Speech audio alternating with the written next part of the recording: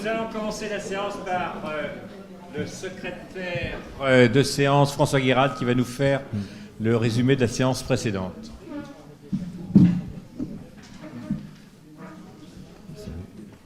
On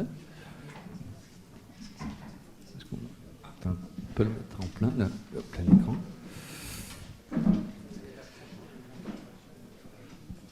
Merci, Monsieur le Président, Messieurs les secrétaires, les nobles personnalités qui assistent à notre séance du jour. J'ai le plaisir de rappeler que le 17 avril, une séance de communication libre organisée par le Président lui-même et des spécialistes de diverses spécialités nous a passionnés avec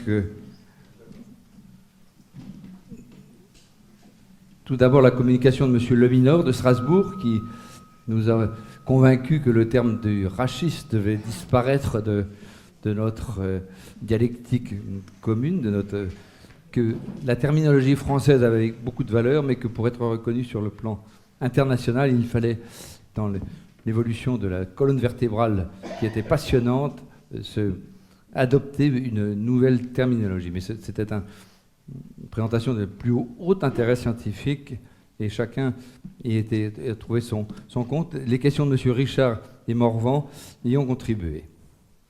Et puis, de M. Roux de Toulouse, la prise en charge de graves malformations crânio-faciales au Cambodge dans le cadre d'une mission humanitaire nous a tous sensibilisés, en posant aussi des questions sur l'origine possible de ces malformations, dont le résultat à la fois et la prise en charge était d'une extrême complexité, mais aussi avec des résultats tout à fait enthousiasmants.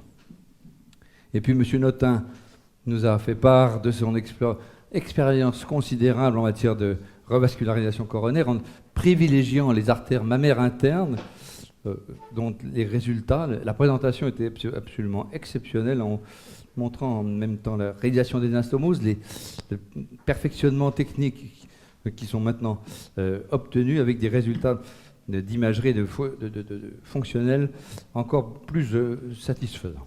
Les questions de M. Germain, Breil et Richard ont étoffé cette brillante présentation. Et puis, Edmond Estour de Valence nous a parlé de son expérience très importante de l'appendicectomie cœlioscopique, s'attachant à la démonstration des différentes voies d'abord.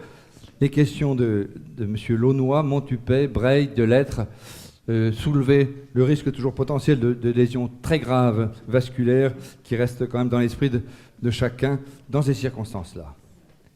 Et puis, dans un autre domaine, M. Davarpana nous a montré une démonstration tout à fait saisissante d'une alternative au remplacement dentaire avec l'intégration minérale d'un tissu autre que ceux en implantologie. Les questions de M. Richard et Henri Judet ont complété cette présentation.